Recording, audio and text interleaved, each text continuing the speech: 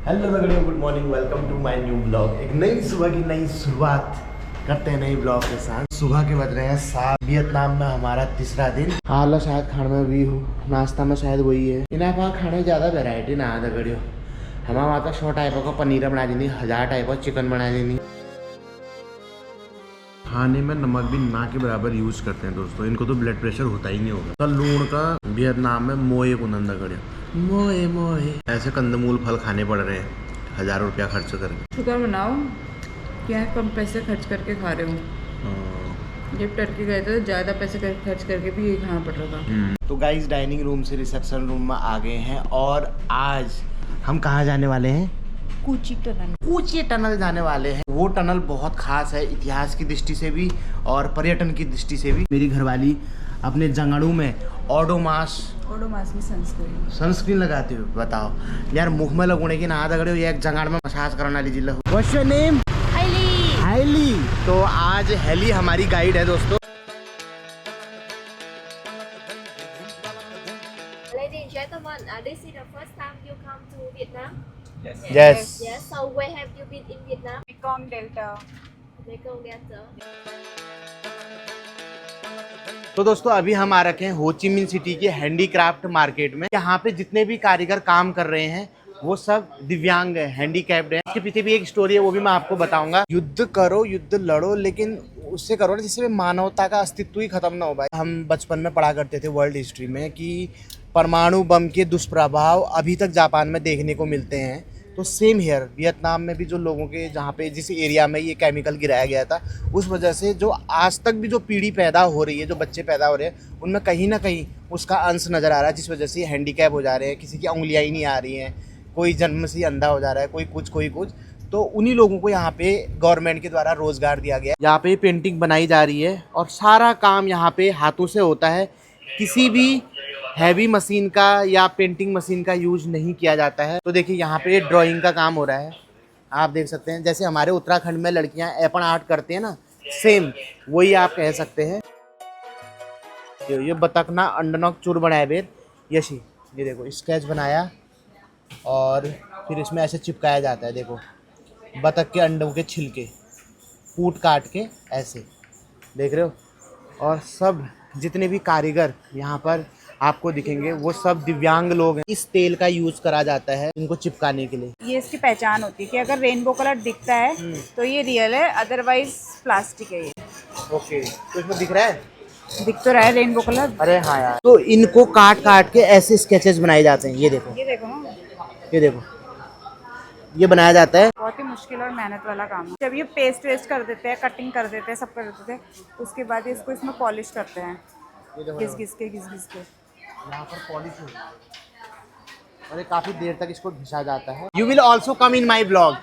Car polish और lemon juice को mix करते हैं और उसके बाद अपने हाथ से ही घिसते हैं। ये अंकल जी की उंगलियां नहीं है दोस्तों, लेकिन फिर भी काम में लगे हुए हैं। तो यहाँ पे जितने भी कारीगर है ना, उनको कुछ ना कुछ दिक्कत। जो भी पेंटिंग हम यहाँ से लेते हैं दोस्तों, उसका 60% इन दाजू लोगों को जाता है जो ये बना रहे हैं, और 40% जो ये संस्था मैनेज कर रही है उनको जाता है।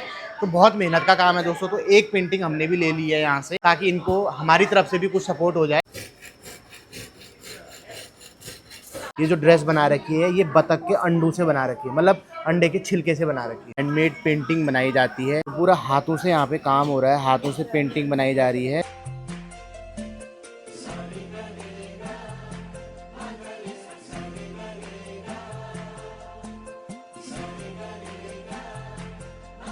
किसी ज़माने में वो युद्ध के लिए काम आई, आज वो टनल टूरिस्टों के आकर्षण का केंद्र है। उसको देखने के लिए देश दुनिया से लोग यहाँ आते हैं, तो जिनमें से हम भी एक हैं। आज हम भी उस टनल को देखेंगे जहाँ पे छुप छुप के वियतनाम के सैनिकों ने अपनी आज़ादी की लड़ाई लड़ी। और दोस्तों बताते हैं कि इस टनल की कुल लंबाई लगभग 250 किलोमीटर के करीब है, मतलब भतर है। नील 250 किलोमीटर लंबी नहर खोदे हैं। इन गाड़ियों में भर भर के टूरिस्ट आए हैं। टोकन मिल चुका है दोस्तों। You know, Cú Chi Tunnel was built from the 1946 to 1968. It took more than 20 years to finish that. And Cú Chi Tunnel was built by many Vietnamese generation. And you know they use this too. 20 साल लगे थे गूची tunnel को बनाने में। They use this to dig the tunnel. Okay. And 100% they dig by hand, and these two very small. And they use this bucket to put the soil on. So that's why it took कह more रहे कि than इनका 20 use years किया to जाता finish था that. क्योंकि उसमें JCB नहीं होती थी ना दोस्तों। जेसीबी होती भी तो कैसे कर Yeah, सकते and you थे, know because in American the- सैनिकों को because पता in लग the जाता। war- ये पूरा जंगल का एरिया है, बहुत बड़ा जंगल है दोस्तों। इसी जंगल में इन्होंने ये टनल बनाई थी। आज तो ये जंगली रेस्टोरेंट खुल चुके हैं, पर देखो आपने जंगल के हिसाब से रेस्टोरेंट खोले हैं इन्होंने। बड़ा कंस्ट्रक्शन नहीं कर रखा है, जैसे हमारे वहाँ है ना केदारनाथ जी में, क्या कहते हैं, उतने कमज़ोर पहाड़ हैं, हिमालय कितने सेंसिटिव है, उसके बाद भी उतना ज़्यादा कंस्ट्रक्शन वहाँ पर कर दिया है। मतलब पर्यावरण को, हाँ ये मैं मानता हूँ कि विकास ज़रूरी है, पर्यटकों को सुविधाएं भी मिलनी चाहिए, लेकिन सुविधाएं उतनी दो जितना जीवन के लिए ज़रूरी है। उस सुविधा के चक्कर में अगर पर्यावरण का नाश हो रहा है, केदारनाथ धाम को नुकसान हो रहा है, कोई भी नैनीताल ले लो, भीमताल ले लो, कोई भी जगह ले लो, तो वो सही नहीं है। यहाँ पर आप देखो, हम वियतनाम से सीख सकते हैं। जंगल के बीच में रेस्टोरेंट खोले हैं ज़रूर पर्यटकों की सुविधा के लिए, खाने पीने के लिए, लेकिन बिल्कुल बैम्बू और घास से बनाए हुए हैं। जैसे लड़ाई लड़के आए, यहाँ से अंदर चले गए। देखो ये टनल के अंदर जा रहा है भाई, ये ठीक है। और उसके बाद ये देखो, ठीक है, ये ओ भाई, अब क्या पता चल रहा है? बस ये है और बहर को गाइस, इसके अंदर जाना रिस्की हो सकता है, क्योंकि वियतनामी सैनिकों ने ये अपनी साइज़ के हिसाब से बनाए थे। यहाँ के सैनिक छोटे छोटे होते हैं, पतले पतले होते हैं। अगर मैं चली गई ना इसके अंदर, हाँ। आज के बाद तुमने मेरे को मोटा बोला ना ब्लॉग में, कूट दूंगी मैं। बहुत संघर्ष किया है वियतनाम वालों ने अपनी आज़ादी के लिए। तभी कहते हैं भाई, सोल्जर किसी भी देश के हों, उनका रिस्पेक्ट करना चाहिए। जैसे हमारी भारत की आज़ादी के लिए हमारे महापुरुषों ने, हमारे वीर सैनिकों ने, क्रांतिकारियों ने कैसे कैसे बलिदान दिए। खुदीराम बोस 19 साल की उम्र में फांसी पर चढ़ गए। Mangal Pandey, Bhagat Singh, Mahatma Gandhi. Where are you from? मैं बता दूंगा घर वालों को। तो ये भाई साहब इंडिया से हैं, चले गए, बाय बाय। अगर यो शहर नहीं जाली जब कोयला नहीं जाल दगड़ियो ये डर लागने ना वो नया गुणा मना कर दिया। तो दगड़ियो अब मेरे घर भाई जाने। जय हनुमान ज्ञान गुण सागर, भूत पिशाच निकट नहीं आवे। अंदर थो भी है। वापस कैसे आऊंगी मैं? तो उसमें वैसे चली जाऊंगी। मम्मी से कुछ कहना है? तो देखो रंजना जा रही है दोस्तों। ओ भाई नहीं, यहाँ को देखो, चलो गई। ये है आगे खींचना पड़ेगा। रुको एक मिनट, मिला था अपन किस्मत आजमा लियूं एक बार अपने दादा। चलो भारतीय फौज के अनुभव तो नहीं ले पाए, वियतनामी फौज के अनुभव ले लेते हैं।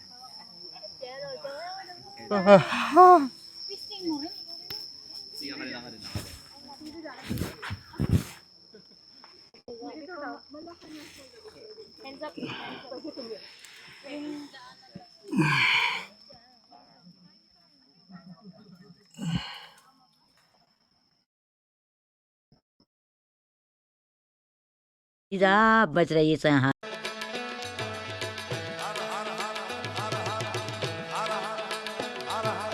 मैं आपको दिखाता हूँ टैंक का ड्राइवर कहाँ बैठता है। यहाँ बैठता है। ये इंडिया।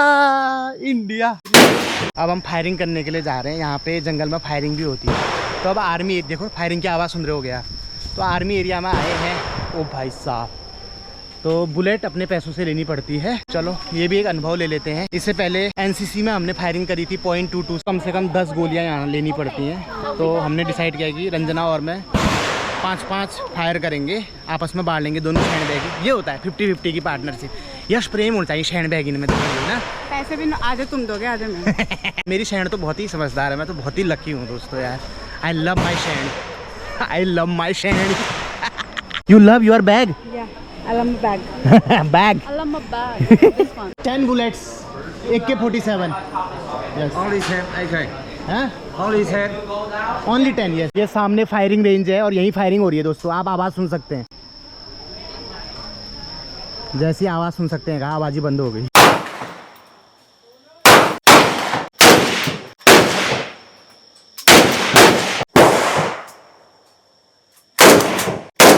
निशाना लगाना बहुत कठिन है यार।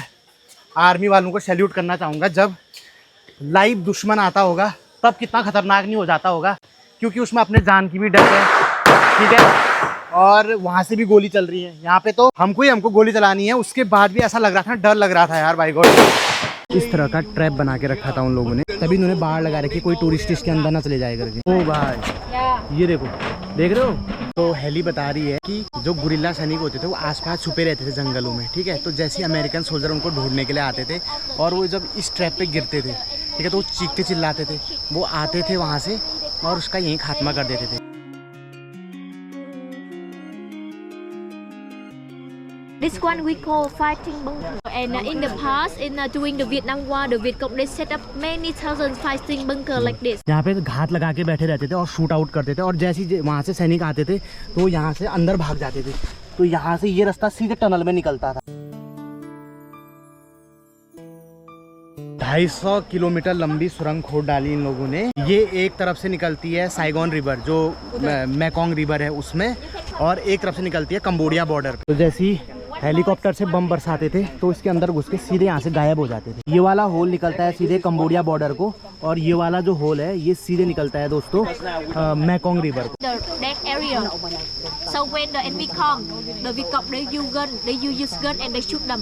इस टनल के अंदर बहुत से सैनिक मारे गए थे दोस्तों, और ये बता रही है कि कई सैनिकों के कंकाल आज भी यहाँ से प्राप्त होते हैं। ये वाला अड्डा वियतनामी सैनिकों ने रेस्ट करने के लिए बनाया था, तो उनकी याद में देखो इनके स्टैचू बनाए गए हैं यहाँ पे। जैसे भगत सिंह डायरी लिखा करते थे, ऐसे ये वियतनामी सैनिक भी यहाँ पे डायरी लिख रहा है दोस्तों, ये देखिए। और एक जो गाना सुनना दगड़ियो गुलाबी शरारा, ये देखो हाथों में इसकी वॉकमैन जैसा कुछ है। इनकी ड्रेस कुछ इस तरह की होती थी, गले में गमछा भी डाल रखा है। ये शहर का देखना है दगड़ियो, ये जंगला बीच में यहाँ हार श्रृंगार में लग गई, कंगी हुआ हाथ में बाल बोने दगड़ियो न बैगे की वहाँ गाँव आ रहा है, वो मरने की बटी रहो वहाँ है क्या। फोटो ले दो मेरी इसके साथ।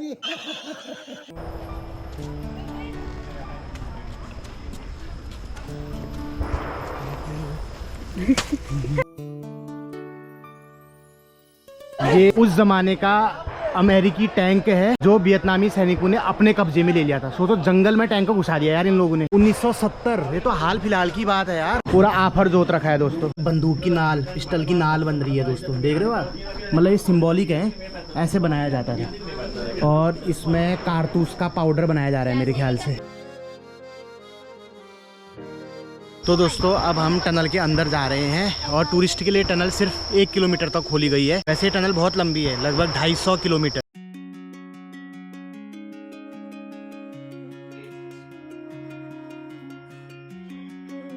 कभी वियतनामी सैनिक जाते थे, आज हम टूरिस्ट हैं। ओ भाई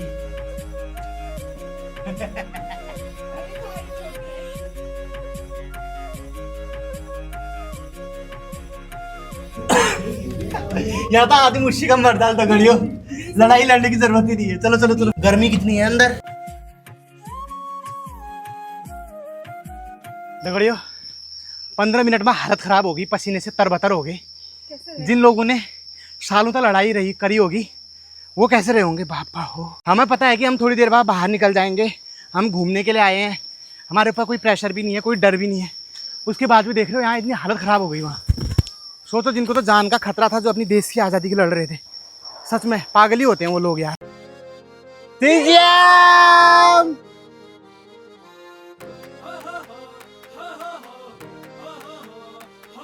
वियतनामी भाषा में जो हम चीयर्स करनो ने शराब पीने बखा, वो कैसे करते पता है? मो थाई बायो, मो थाई बायो।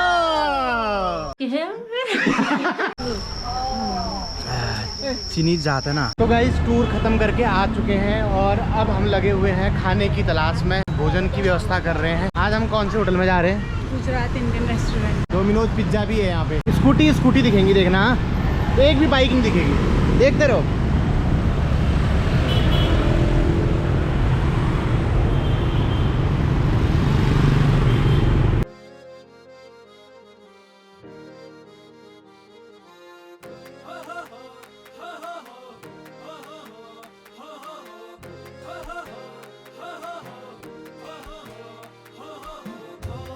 तो दोस्तों अपडेट ये है कि लंच करने के बाद हम अपने नए होटल रूम में आ गए हैं। ये है हमारा आज का होटल रूम। आप देख सकते हैं यहाँ पे रेड कारपेट भी बिछा रखी है। हगनी मुतनी भी देख लो दोस्तों, यहाँ पे कुछ अलग टाइप का है। जकूजी नहीं है, यहाँ पे ठाड़े नहाना है, बैठ के हगना है दोस्तों। 2-4 एक तौलिया रखे हुए हैं, हेयर ड्रायर रखा हुआ है और इधर वाश बेसिन बिल्कुल साफ़ सुथरा है, बढ़िया। हम अपनी होटल की छत पे आ गए हैं, तो छत से नज़ारे कुछ ऐसे हैं, हो ची मिन सिटी के नज़ारे। यहाँ है भाई स्विमिंग पूल, ये आप देख सकते हैं। अभी हम इसमें छटपटाहट करेंगे दगड़ियों। रंजना की शौक तो हो रखी है स्विमिंग पूल की, पर उसको भौं काटना नहीं आता है दगड़ी। चलो यहाँ पे कुकुर की तरह छटपटाहट कर लेगी। भाई बहुत ठंडा है पानी, बहुत ठंडा, ऐसा लग रहा है मज़ा तो आ रहा है। ओह बहुत ठंडा है पानी। बोलो वियतनाम बुबू हो ची मिन की।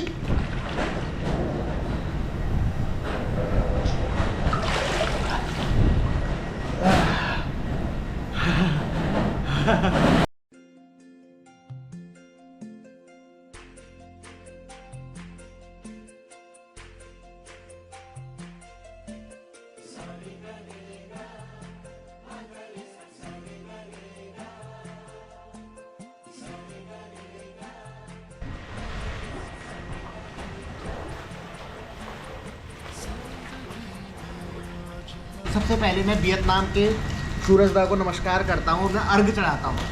ओम एहिरासो सहस्त्रांशो तेजो राशि जगतपते माँ अनुकंप्या भक्त्या घृणार्घम दिवाकर। ओम वियतनामाय सूर्याय नमः। सिंहा सिंहा।